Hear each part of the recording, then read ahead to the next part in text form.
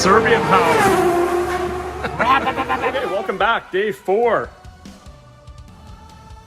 of our LS swap Bel Air. Today's video, we are gonna probably finish the initial mock-up of the engine. We're gonna pull it back out. We're gonna get the engine bay painted, or the missed spots from the previous painting.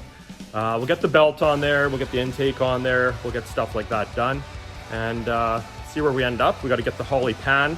Hopefully it shows up today, because that kind of messes with the mocking up of things.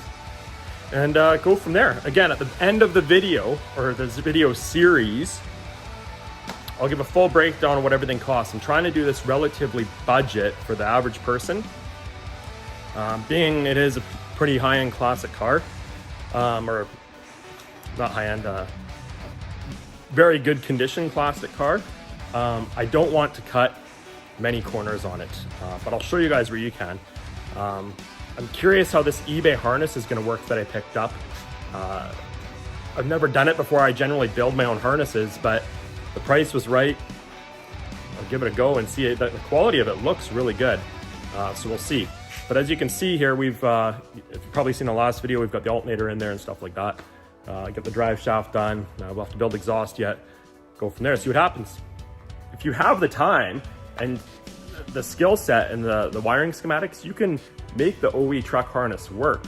But for what I paid for this harness off eBay, if it works, you're crazy not to. Like, it's 300 bucks, yes, Canadian, so it's even less American. Yeah, it's 300 bucks, but what's your time worth? Like, you know, you spend 6 hours building a harness, or 300 bucks. You know, I don't know. Seems the way to go to me.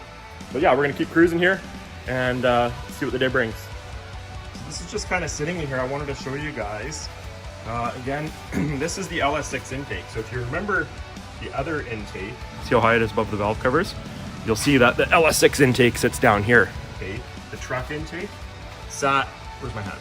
Somewhere up here, a few inches higher, which is higher than that fender.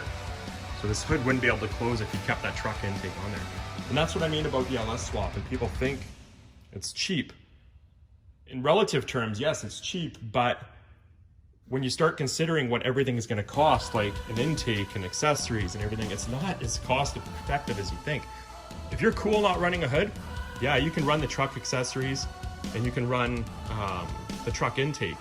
But if you want the car to look and perform like OEM, you're going to need a hood on it. So that said, yeah, we have the truck intake, or sorry, the LS6 intake. You can use an LS1 intake. You can use a fast intake if budget's not a problem. You have to move, we've lowered the alternator down there for the power steering pump up here. You can actually, on these classic cars, because you have so much room, you can put the alternator over here.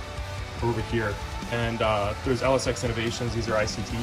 There's a few companies that make these brackets. You can get them wherever online, eBay, doesn't matter.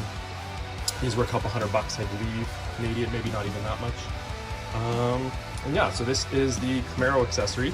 So the Corvette actually sits a little bit further in. And we've had to do the balancer, the alternator, and the power steering pump, the tensioner, stuff like that. We'll get the headers on here, we'll get the wires on here yet.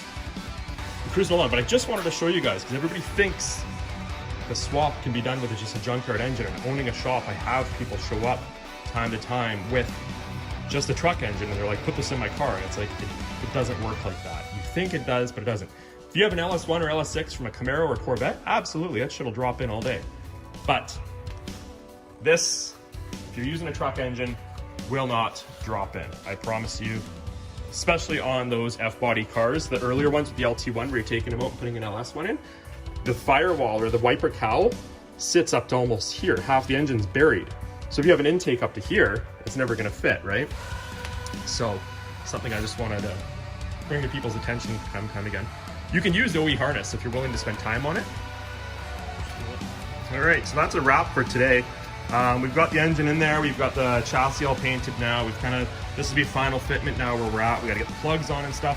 One hiccup we ran into was I'm a bit pressed for time on this job, and I needed some sort of header for it. Stock manifolds weren't working, hooker headers were forever away.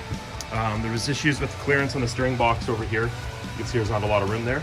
So what we did was we took the small block Chevy headers, the long tubes, and welded the flanges from the LS manifolds. Like these aren't the cast manifolds. I had a set of headers sitting around here. Anyway, we cut the manifold flange off old set of LS headers I had, and then we rerouted a couple of the pipes on both sides and welded them on. So now we can use these on the LS setup with the long tubes, and should work. We just put a layer of high temp paint on there to clean it up a bit. So we'll see what tomorrow brings, I guess.